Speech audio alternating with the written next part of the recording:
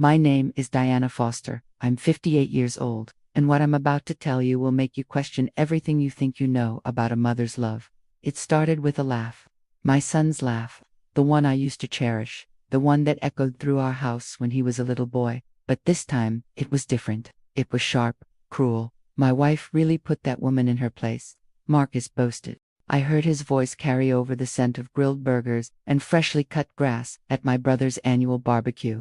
I froze, hidden just behind a thick privet hedge, my car keys digging into my palm.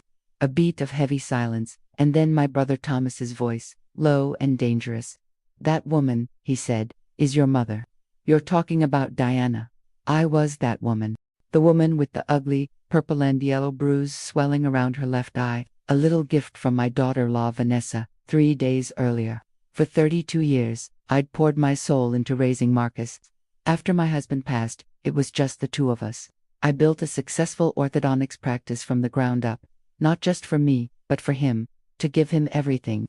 2 years ago, I sold it, securing a comfortable retirement I thought we could all enjoy. I thought I had raised a good man, a kind man. Little did I know, the son I loved was a complete stranger, and his wife. She wasn't just a difficult daughter-in-law, she was a predator. That afternoon, listening to my own child speak about me like I was trash, I realized I wasn't just being disrespected, I was being erased. This is the story of how I found out the truth, how deep the betrayal went, and how I took back my life. This story has a lot of dark turns, and honestly, it's a heavy weight to carry alone. If you want to walk this path with me, to the very end, make sure you're following my story here. That way, we can see this through together. I didn't stay for the barbecue. I got back in my car, my hands trembling so violently I could barely fit the key into the ignition. My brother's words echoed in my head, a cold, hard counterpoint to my son's cruel laughter. "That woman is your mother." The whole drive home, I didn't cry. The shock was too deep, a frozen lump in my chest that wouldn't let any other emotion through.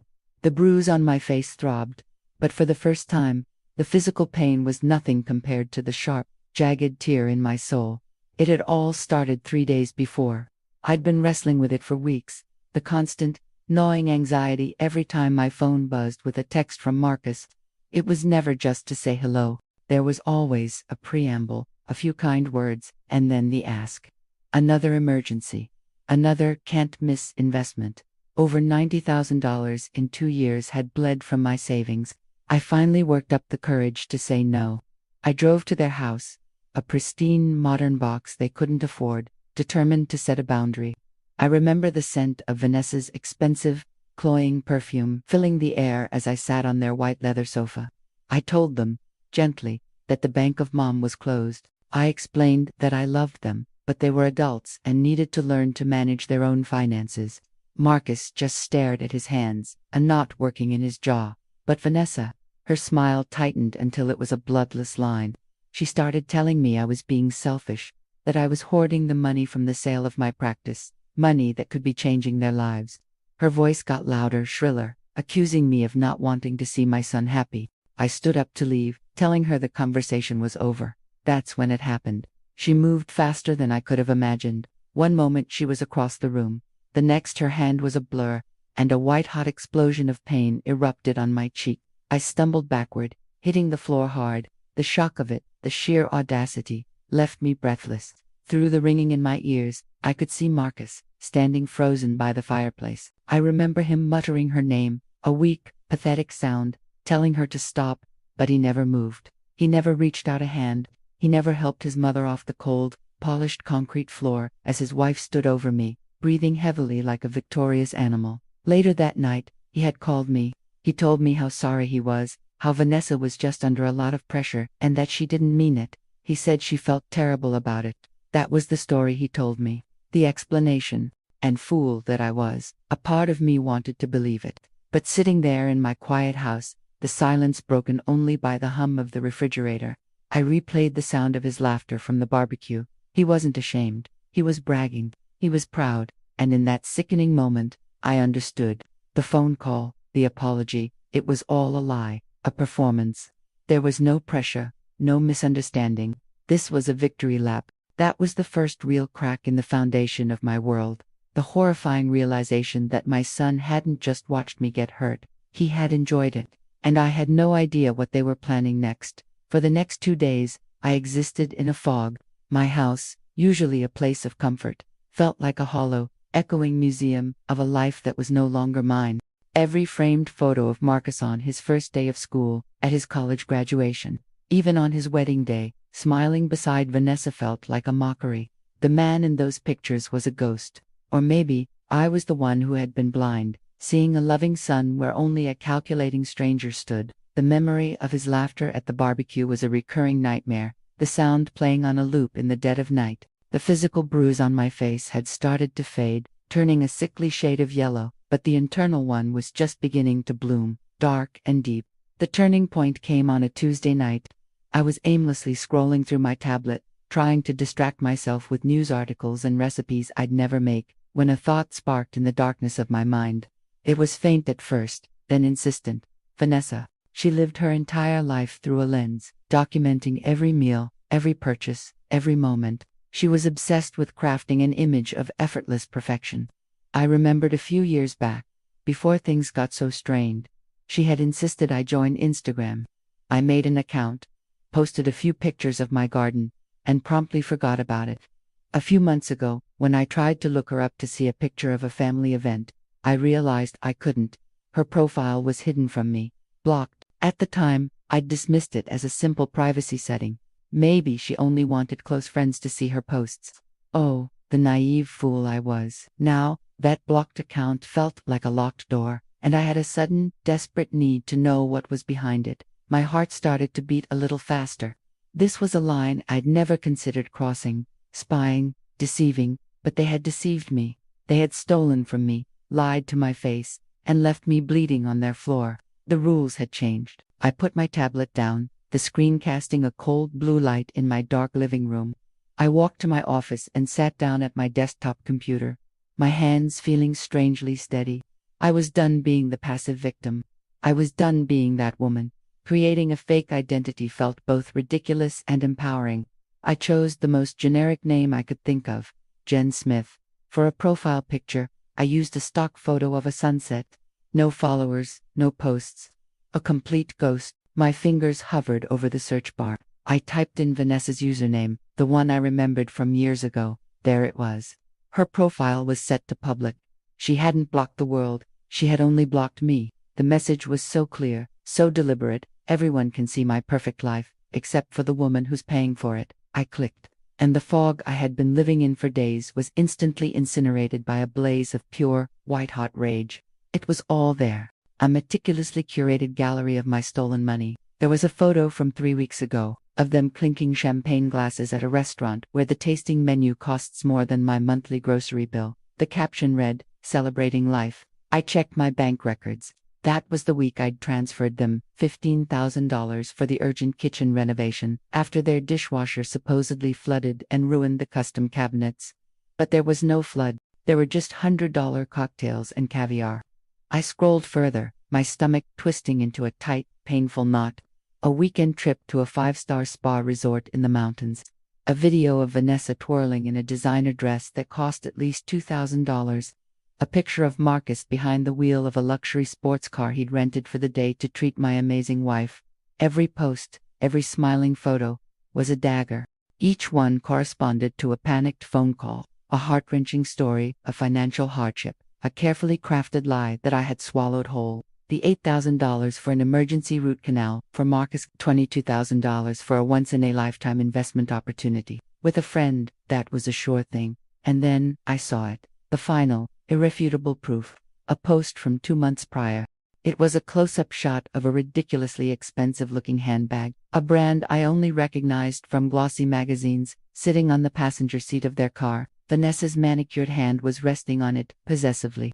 The caption was sickeningly sweet. "My husband knows the way to my heart. Thank you, my love, for the most incredible surprise." I stared at the date on the post. My blood ran cold. I opened another tab, my fingers flying across the keyboard to log into my bank account. I scrolled back 2 months. There it was. A transfer of exactly $10,000 to Marcus's account. The reason he'd given me. He claimed he needed to pay his property taxes, or the county would put a lien on their house. I leaned back in my chair, the air leaving my lungs in a silent gasp. He hadn't just lied. He had looked me in the eye, his face a mask of worry and filial concern, and sold me a story about losing their home, all so he could buy his wife a purse. This wasn't just about money anymore. This wasn't about being careless or entitled. This was a calculated, long-term deception, a systematic plundering of my love and trust. The son I had raised, the boy I had tucked into bed and nursed through fevers, was gone. In his place was a thief, a con man who saw his own mother as nothing more than a mark. And the worst part, the truly soul-crushing part, was the sudden, terrifying question that bloomed in my mind. If they could lie about this, what else were they lying about? The rage I felt after seeing those Instagram posts was like a flash flood, violent, consuming, and immediate. But in the days that followed, the water receded, leaving behind a thick, cold sludge of despair. I barely slept. Food tasted like cardboard. I'd walk through my own house and feel like a ghost, tracing my fingers over furniture that represented a lifetime of hard work. A lifetime I thought I was preserving for my son's future. The betrayal wasn't just about the money anymore. It was about the years. The 32 years of love and sacrifice he had taken and twisted into a joke. The photos on his wife's social media were a public performance, and I was the silent, unwilling sponsor. I spent hours staring at my computer screen, the ghost of Jen Smith staring back at me. I knew there had to be more. This level of deception, this casual cruelty, it didn't just spring up overnight. It had to have roots. But how could I find them? I felt helpless, trapped by my own ignorance. Then, a memory surfaced, a tiny, insignificant detail from years ago. I'd helped Marcus set up his first email account when he went off to college. To make it easy for him to remember, we'd used a password that was a combination of his childhood nickname and the year his father passed away, a sacred little piece of our shared history. He was probably far too tech-savvy to still be using something so sentimental, so foolishly simple. But a desperate, gnawing curiosity took hold of me. What if he hadn't? What if a sliver of that boy I raised was still lazy enough, still arrogant enough, to think no one would ever dare to look? My hands were shaking as I typed his email address into the login screen. I took a deep breath, the air feeling thin and sharp in my lungs. I entered the old password. My finger hovered over the enter key. A part of me screamed not to do it, to close the laptop and walk away. This was an invasion of privacy, a line a mother should never cross. But then I remembered the feel of the cold floor against my cheek, the sight of my son standing silently by the fireplace. He hadn't just crossed a line, he had burned the entire map. I clicked. For a second, nothing happened. Then the screen refreshed, and I was in. I was looking at his entire digital life. My heart was hammering against my ribs so hard it felt like it might break free. I felt a wave of nausea, the kind you get from vertigo, as if I was standing on the edge of a cliff. I didn't know what I was looking for, so I just started with the search bar. I typed in my own name first, Diana. Dozens of emails popped up. Most were mundane, forwards from family, old birthday plans. But then I saw the threads between him and Vanessa. My blood turned to ice. I opened the first one. It was from 6 months ago, right after I'd agreed to give them money for a leaky roof. Vanessa had written to him. The old cow fell for it again. See, you just have to sound pathetic enough. My own son had replied with a laughing emoji. You're a genius, he wrote. Dinner at the Clove tonight, to celebrate. The Clove, the most expensive restaurant in the city. I kept reading, my vision blurring with tears I refused to let fall. Message after message detailed their contempt for me. They called me the walking ATM, the money tree, the widow. They mocked my clothes, my car, the way I decorated my house. They laughed about my loneliness and how easy it was to manipulate me using my love for him. Each word was a fresh wound, carving out a piece of my heart. It was a betrayal so profound it felt like it was rewriting my past, turning every happy memory into a carefully staged scene in their long con. But that wasn't even the worst part. I found an email chain with the subject line, "The Final Plan." My breath caught in my throat. This was from just a week ago, right after the assault. Vanessa had written a long, detailed message. She said that getting small amounts of cash from me was becoming too difficult and annoying. She said it was time to get access to the main prize, the $2.4 million from the sale of my practice. She had attached links to legal websites, articles about gaining power of attorney, and declaring a senior mentally incompetent. My mind reeled. And then I read the line that made the world tilt on its axis. Marcus had replied, "How do we prove she's incompetent? She's sharp as a tack." Vanessa's response came just 2 minutes later. "She just took a nasty fall in our kitchen, didn't she? She's probably confused. Maybe she's having memory lapses.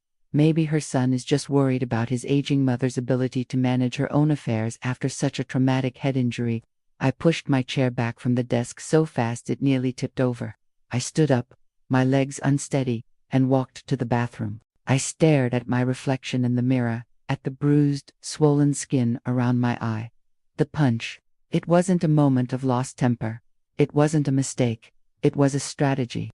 They weren't just stealing my money. They were planning to steal my life, my freedom. They were going to use the injury she inflicted on me as proof that I was losing my mind, lock me away in a home, and bleed my accounts dry. The sadness that had been crushing me for days suddenly evaporated, and in its place, something cold, hard, and sharp began to form. They hadn't just punched a defenseless old woman. They had started a war, and I was going to finish it. The woman who answered the phone was not the same one who had collapsed on her son's floor a week earlier. The grief was still there, a cold, heavy stone in my gut, but it was now encased in ice. My mission was simple: learn everything, reveal nothing. To do that, I had to become the person they believed me to be, a lonely, forgiving, slightly fragile mother who was terrified of losing her only child. I had to put on the performance of my life. The call came 3 days after my discovery. It was Marcus. My hand flew to my chest, a jolt of pure adrenaline, but I let it ring 3 times before answering, just to steady my breath. I pitched my voice to sound tired, sad. He told me he was worried, that he hadn't slept, that the fight had been a horrible mistake. I listened to his hollow words, and for every lie he told, I told one back. I told him I missed him. I told him a mother's love was unconditional. I told him all I wanted was for our family to be whole again. The words tasted like ash in my mouth, but I choked them down. Then, I set the hook. I invited them for dinner on Sunday, to talk things through and get back to normal. I could almost hear the silent, triumphant exchange between him and Vanessa on the other end of the line. The walking ATM was ready to open for business again. That Sunday was one of the longest days of my life. I cooked his favorite meal, roast chicken, the smell filling the house with 1,000 happy memories that now felt tainted and fraudulent. When they arrived, I hugged them both. I hugged the son who saw me as a bank account and the woman who had punched me in the face. Her embrace was stiff. His was clammy and uncertain. It took every ounce of my self-control not to recoil. We sat at the dining table, the same table where I had helped him with his homework and celebrated his birthdays. The conversation was a grotesque parody of normalcy. They asked about my garden. I asked about his work. Vanessa dominated the conversation, talking about their friends, a recent party, all while her eyes darted around the room, assessing my belongings. I saw her gaze linger on a painting, on the silver candlesticks, on the antique clock on the mantel. She was shopping. I played my part. I kept my sentences short, my gaze a little unfocused, as if I were still shaken from my fall. I let my hand tremble slightly as I lifted my wine glass. I needed them to see weakness. I needed them to be overconfident. It was after dinner, over coffee in the living room, that Vanessa made her move. She placed her hand on my arm, her touch making my skin crawl. She told me how worried they had been since my accident. She said that managing a large estate alone could be overwhelming and that they just wanted to make sure I was protected. And then came the slip. Thinking she was speaking to a doddering old fool, she leaned in conspiratorially. She told me they had been speaking with a wonderfully helpful man, a private wealth manager at a downtown bank. His name was Mr. Albright. She mentioned how he specialized in legacy planning for seniors and had been an absolute godsend in explaining the options. Then she delivered the crucial line, her voice dripping with fake sympathy. She said this Mr. Albright had mentioned some standard forms that would allow Marcus to help me with the bills and paperwork if I ever felt unwell again. He could even send them over to the house, she said, so I wouldn't have to deal with the stress of going to the bank. It would just make everything so much simpler. I looked at her, my face a carefully constructed mask of weary gratitude. I nodded slowly. I told her that sounded very thoughtful, that I was so tired lately, and that maybe it was a good idea. I even asked her to write down the man's name, so I wouldn't forget. Vanessa's smile was a flash of predatory triumph. She thought she had won. She thought I was a sheep being gently led to the slaughter. When I closed the door behind them, I leaned against it, my legs finally giving out, my facade crumbled, and a grim, cold smile spread across my face. They hadn't just given me a piece of their plan, they had given me a name, an accomplice, Mr. Albright. They thought they were building a cage for me, but Vanessa's arrogance had just handed me the key. She'd given me my first real target.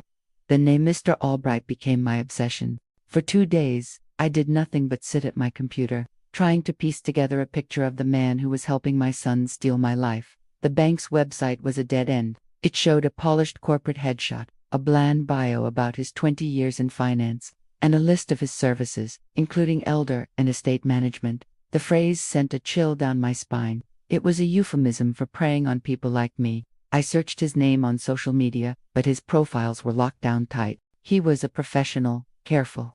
Far too careful for an amateur like me to expose. I felt a creeping sense of being out of my depth. I was a retired orthodontist. I knew how to straighten teeth, not how to unravel a criminal conspiracy. The anger that had fueled me was still there, but now it was laced with a cold, paralyzing fear. Marcus and Vanessa weren't just greedy. They were organized. They had an accomplice inside the financial system itself. What chance did I have alone? That was when I knew. I couldn't be a lone warrior. I needed a professional of my own. I needed someone who lived in the shadows they were so comfortable operating in.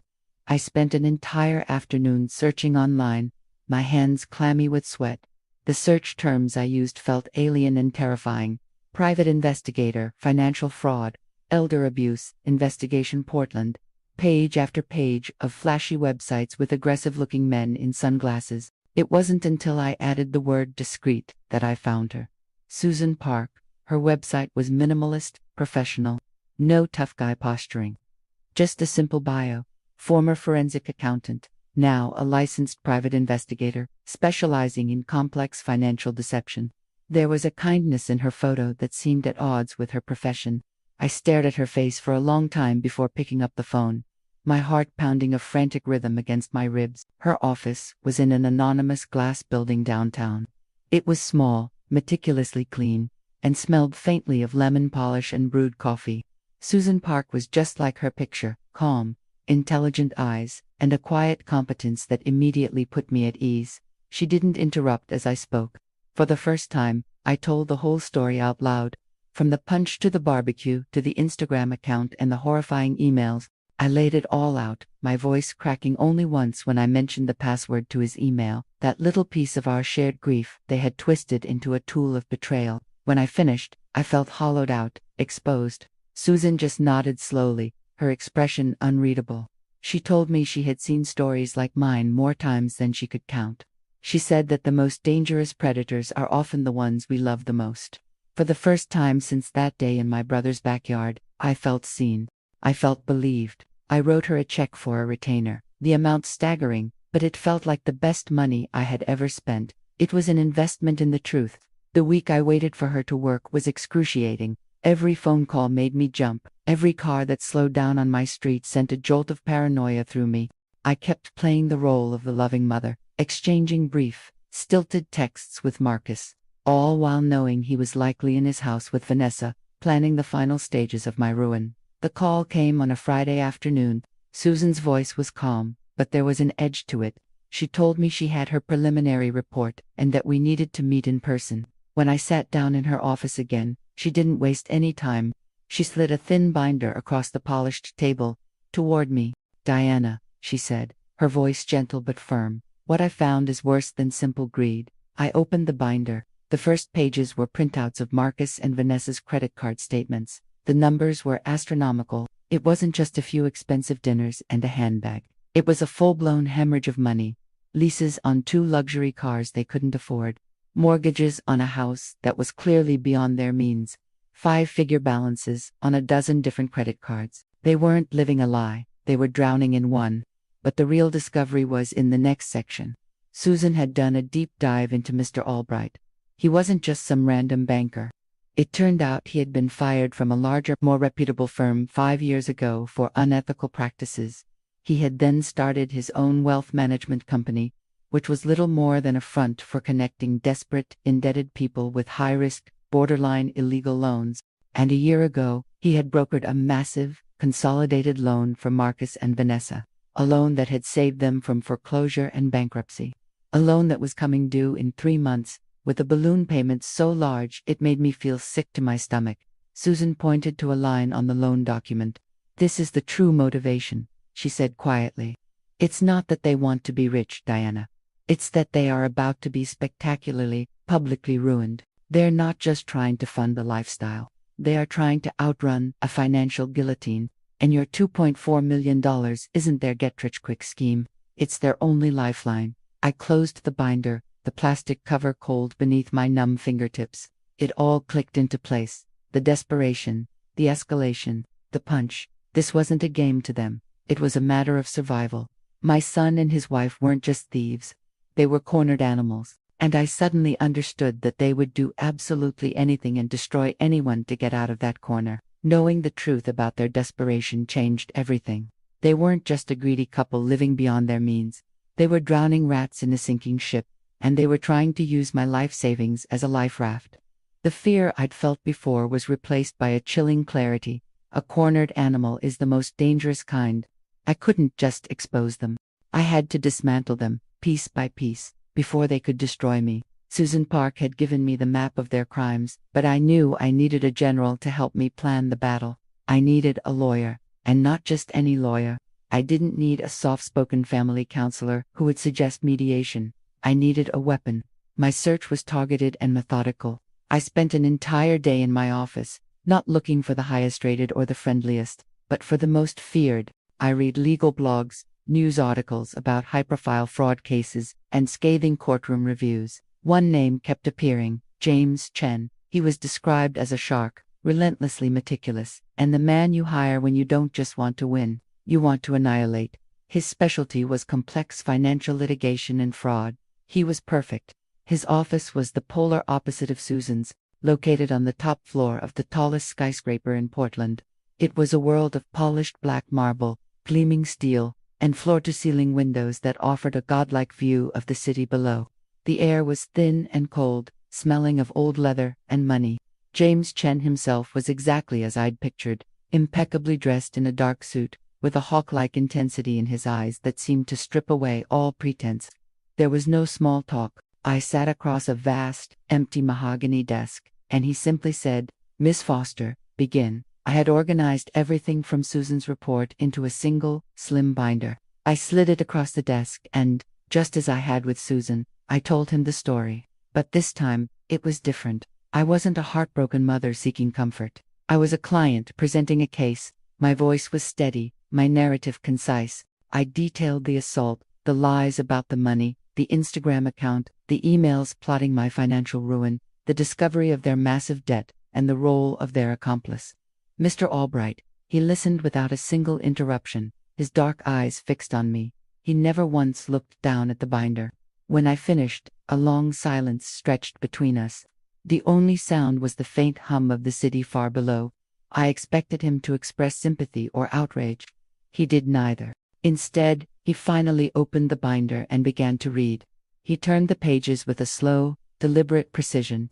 I watched his eyes scan the credit card statements, the loan agreements, the printouts of the emails where my son called me an old cow. His face remained an unreadable mask of stone. After what felt like an eternity, he closed the binder and looked directly at me. "This is not a family drama, Ms. Foster," he said, his voice as sharp and clean as cut glass. "Forget that he is your son. Forget that she is your daughter-in-law. What you have here is a textbook case of conspiracy to commit fraud, elder financial abuse, and assault. The family connection is not a mitigating factor. It is an aggravating one. They used the trust you gave them as a weapon." Hearing my personal agony translated into cold, hard legal terms was the most validating experience of my life. He wasn't seeing a messy family squabble. He was seeing a series of crimes. He saw Vanessa's punch not as a moment of anger, but as felony assault. He saw their lies not as betrayals, but as wire fraud. He saw their plan for a power of attorney not as a cruel fantasy, but as a prosecutable conspiracy. He leaned forward, his hands clasped on the empty desk. "We can sue them civilly and bankrupt them," he stated, "but their debt will likely absorb anything we recover. They have nothing to lose. The goal here should not be recovery. It must be consequences. Real, unavoidable consequences." That's when he laid out the first threads of the plan. He explained that while Susan's evidence was powerful, much of it, like the emails I'd accessed, was legally questionable in a criminal court. To truly trap them, we needed something undeniable. We needed to catch them in the act. "You told them you were considering their offer of help," he said, more a statement than a question. "You invited them to dinner and played the part of a fragile victim. That was a brilliant instinct. Now, we will build a stage for them, and we will let them perform their final act." He proposed a second dinner, a peacemaking gesture. I would tell them I had thought about their offer and had decided to provide them with a significant financial gift to get them out of their troubles. We would draw up official-looking documents. We would set the scene, but this time, there would be an audience. I walked out of that skyscraper feeling like a different woman. The cold, heavy stone of grief in my gut was still there, but now it felt less like an anchor and more like ballast. I was no longer drifting. I had a direction. I had Susan Park, my quiet intelligence operative, and now I had James Chen, my architect of consequences. The trap was no longer just a vague idea born of anger. It was becoming a blueprint, and the bait was the very thing they craved more than anything in the world. The week leading up to the second dinner was a masterclass in psychological warfare. Under James Chen's precise instruction, I became a method actor in the tragic play of my own life. He told me they must be absolutely certain they have one. Their guard must be completely down. Arrogance will make them sloppy. So, I gave them arrogance on a silver platter.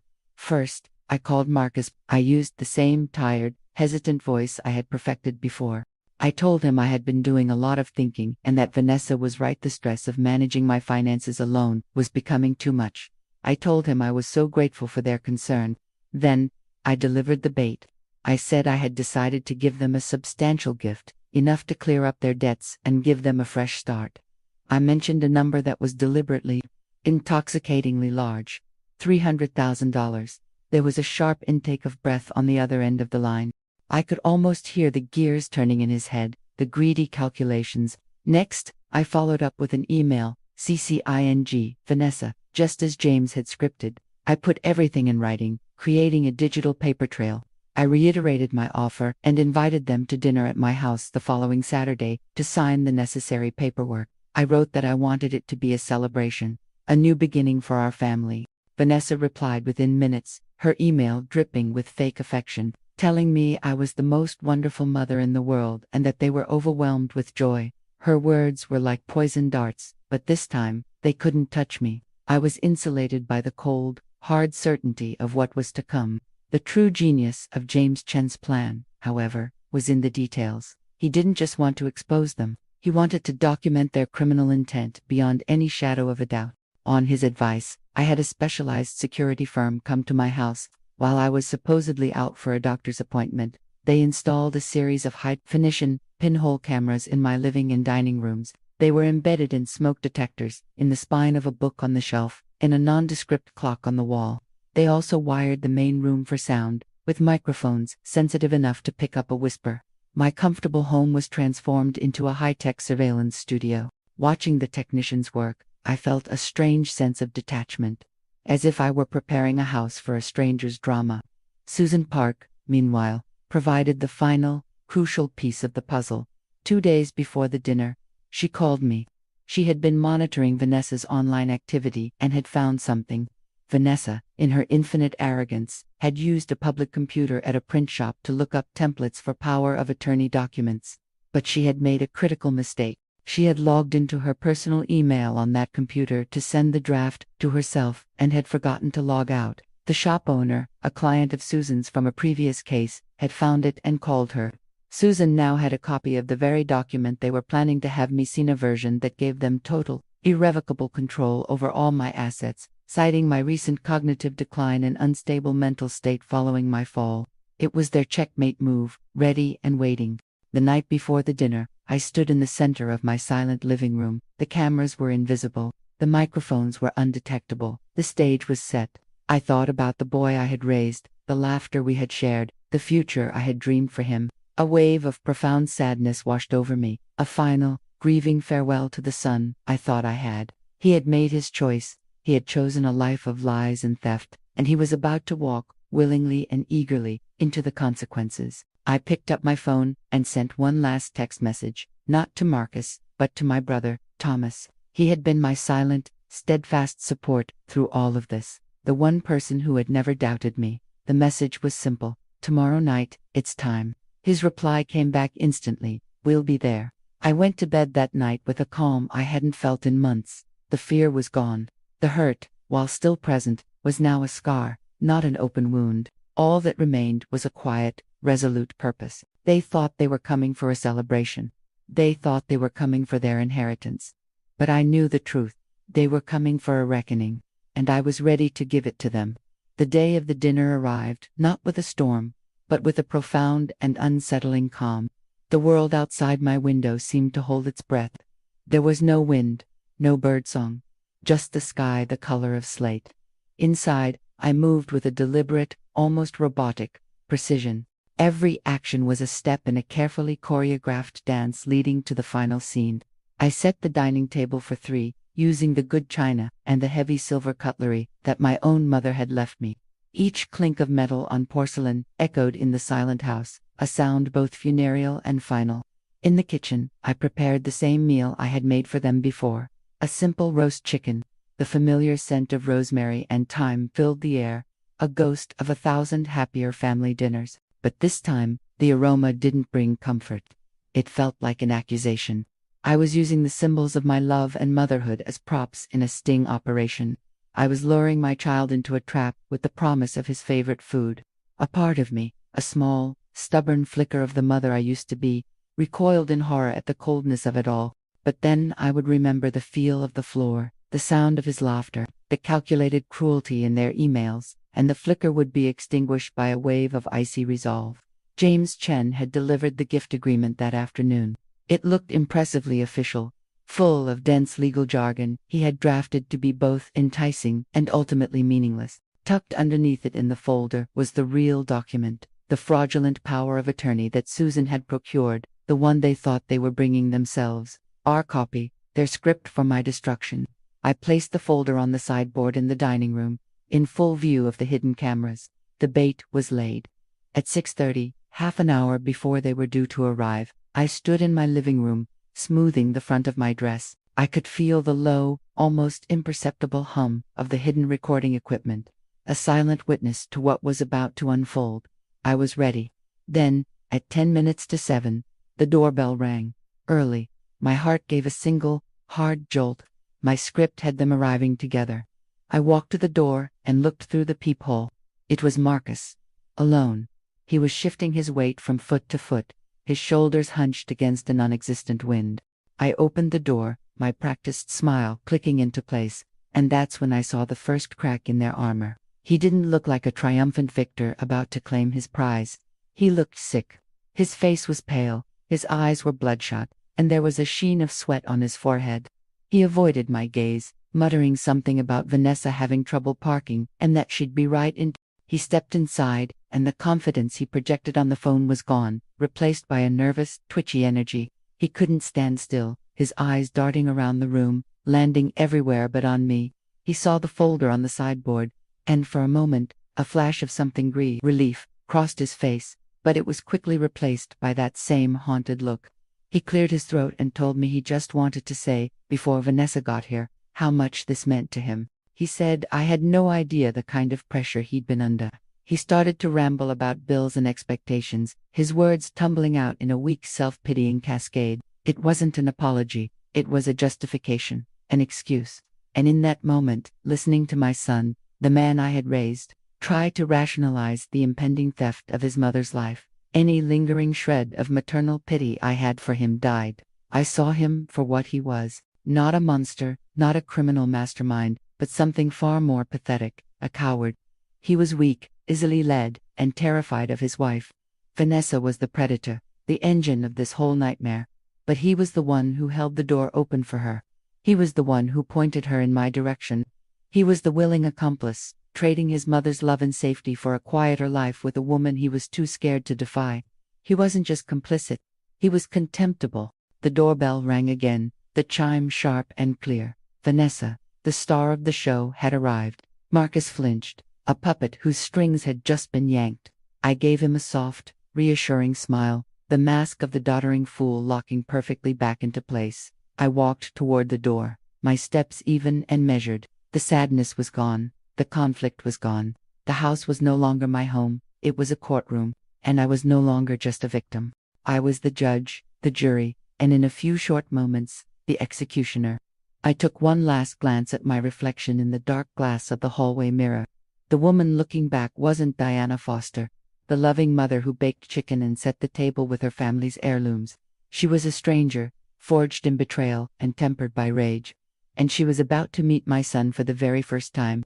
I opened the door, and Vanessa swept in like a conquering hero, returning from a successful campaign. She was wearing a blood-red dress that probably cost more than my first car.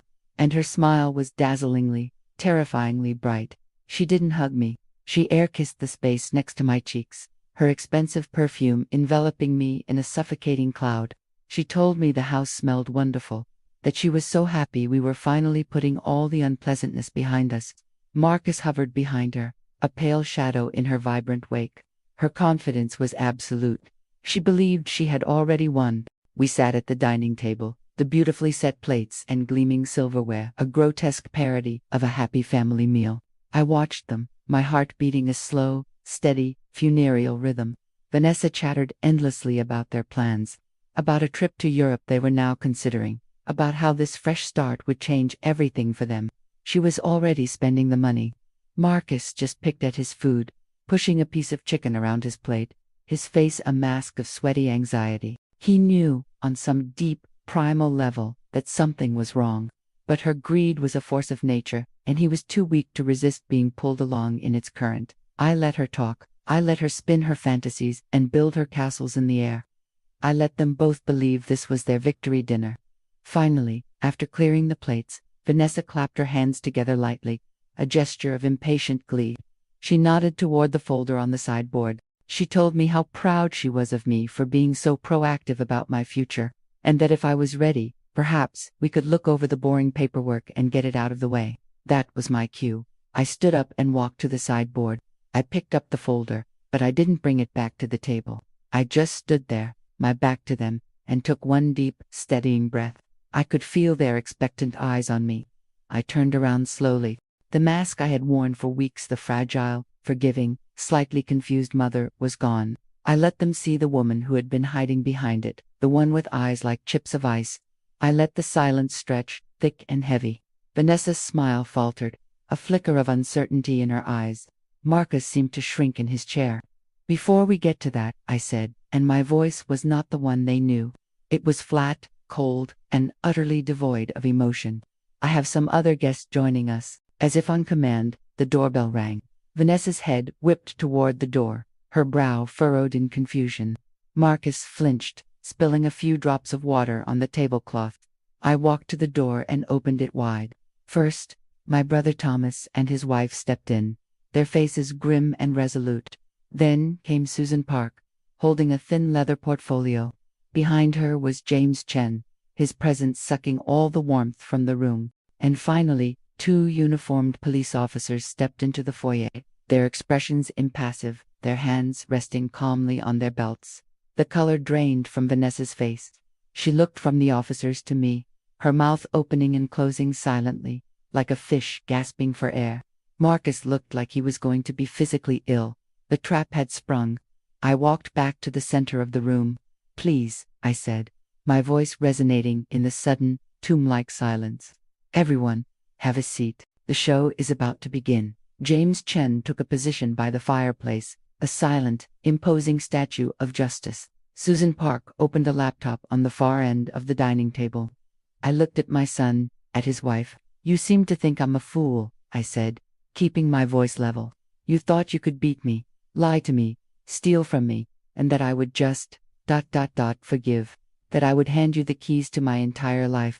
You were wrong. And then I began. First the sound. Susan pressed a key on her laptop, and a recording filled the room, piped through a small, powerful speaker she had placed on the bookshelf. It was Marcus and Vanessa, their voices crystal clear from the hidden microphones I'd worn during our phone calls. They were laughing. I heard my son's voice, the one I had cherished, telling his wife how he had handled me, how the old cow was falling for everything. I watched Vanessa's face contort in a snarl of disbelief and rage. Next, the photos. I walked to the table and took a series of glossy 8x10 prints from a new folder. I laid them out in a neat row on the polished wood, sliding them in front of Vanessa.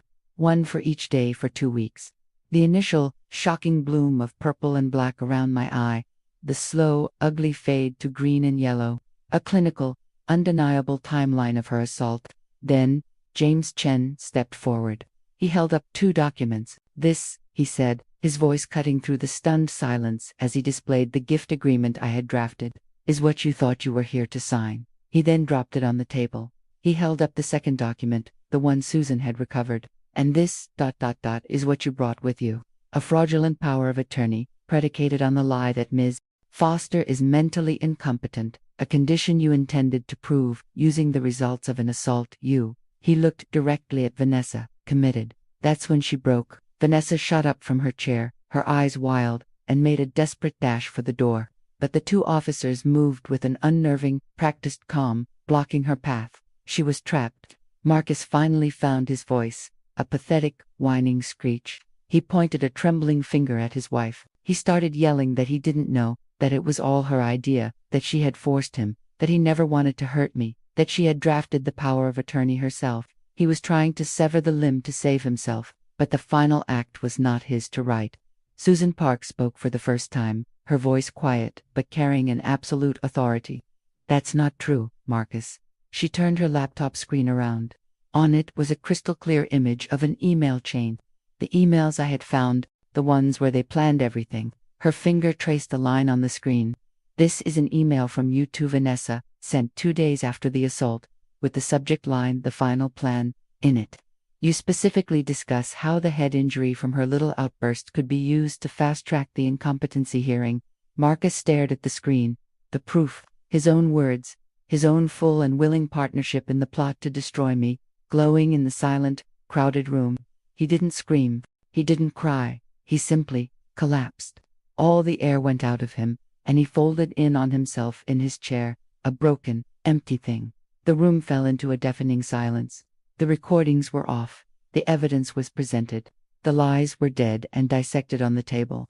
There was nothing left but the raw, hideous truth of what they had done. My son, the coward. His wife, the predator. Both exposed. Both ruined. The only sound was the faint, indifferent hum of my refrigerator. A witness to the complete and utter demolition of a family.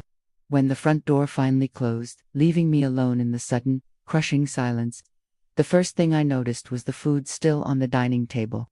The half-eaten roast chicken, the cooling vegetables, the bread in its basket, a feast prepared for a family that no longer existed. The flashing blue and red lights of the police car pulling away from the curb painted silent, strobing patterns across the walls. A final, ghostly farewell to the life I once knew. My brother Thomas came and stood beside me, placing a heavy, comforting hand on my shoulder. He didn't speak. He didn't have to. In that moment, his silent presence was the only anchor I had in a world that had been torn from its moorings. The aftermath was a cascade of legal proceedings and harsh realities. Vanessa, faced with irrefutable evidence of assault and felony forgery, took a plea deal. She served 8 months in a county jail before being deported back to Canada, a country she had disdained as provincial. I received a sterile, official letter informing me when she was gone. I felt nothing, no satisfaction, no pity. Just a vast, empty quiet where a daughter-in-law used to be. Marcus's fall was slower, and in many ways, more complete. He wasn't charged with a crime. James Chen explained that proving his criminal intent beyond a reasonable doubt would be difficult and emotionally draining for me. Instead, we let the truth do the work. His employer, a conservative financial firm, fired him as soon as they learned of the criminal investigation into his household, citing a violation of their ethics clause. drowning in the debt that Susan Park had uncovered. They were forced to sell their pristine, modern house for a loss. They declared bankruptcy. The last I heard, Marcus had divorced Vanessa while she was still incarcerated. He was living in a small apartment across town, working a low-wage job to pay off his mountain of debt. Ruined alone, I sold the house in Portland. It was a beautiful home, but every room was haunted. I saw the ghost of a little boy laughing in the hallway, the ghost of a proud young man showing me his college diploma in the living room, the ghost of a stranger sitting at my table, plotting my demise. I couldn't breathe there anymore. On the advice of my brother, I moved to Seattle, a new city, a clean slate. I bought a small house with a view of the water, and I started the quiet, difficult work of rebuilding a life from the wreckage. For a long time, there was a hole in my heart shaped exactly like my son. I grieved for him as if he had died, because, in a way, he had. The Marcus I loved, the boy I raised, was gone. The man who wore his face was a stranger to me, a weak and covetous man who had sold his soul for a designer handbag and an escape from his own bad decisions. The punch on my face healed in a couple of weeks. The scar from my son's betrayal will be with me forever. The real turning point, my own private dawn, after a long and brutal night, didn't come from a courtroom or a legal victory. It came from a phone call. A friend of a friend, an elderly woman in her 70s, was in a situation horribly similar to mine. Her children were pressuring her to sell her home, trying to get her to sign documents she didn't understand. She was scared and alone. I met her for coffee. I listened to her story. And as I told her mine, I saw the fear in her eyes begin to be replaced by something else, resolve. I gave her the name of a lawyer, not James Chen the shark, but a kind and patient woman who specialized in elder law. I helped her find a financial advisor she could trust. I held her hand as she made the difficult phone calls to set her boundaries, and in helping her, I began to heal myself. That was the seed. Today, 2 years after that terrible night, that seed has grown into the Foster Foundation for Elder Justice. We provide legal resources, financial counseling, and emotional support for seniors facing financial or physical abuse from the very people who are supposed to protect them. We turn on the lights so they can see the predators hiding in plain sight, even when those predators share their own blood. The pain of my experience didn't break me, it transformed me. It gave me a new purpose. I lost a son, but I found a calling. I still get letters from them sometimes. They arrive at my brother's house, and he forwards them to me. Vanessa's are full of rage and blame. Marcus's are filled with self-pity and pleas for a second chance. They still don't understand. They think what they did was a mistake, a miscalculation. They don't see that they didn't just try to steal my money. They tried to steal my mind, my freedom, my identity. Some betrayals cut too deep for a second chance. My forgiveness is not something they will ever have. What I have, instead, is peace. My story began in Portland and found its new chapter here in Seattle. But I know, from the calls my foundation now receives every day, that these stories of pain, survival, and rebirth are happening in quiet houses all over the world. It's a strange sort of comfort, realizing how many of us there are. It helps me to know that my voice is reaching out, connecting with others who understand. I'd love to know where you're listening from today. If you feel comfortable, please leave a comment with your city, just so I know this story landed and you heard me. Thank you for walking this path with me.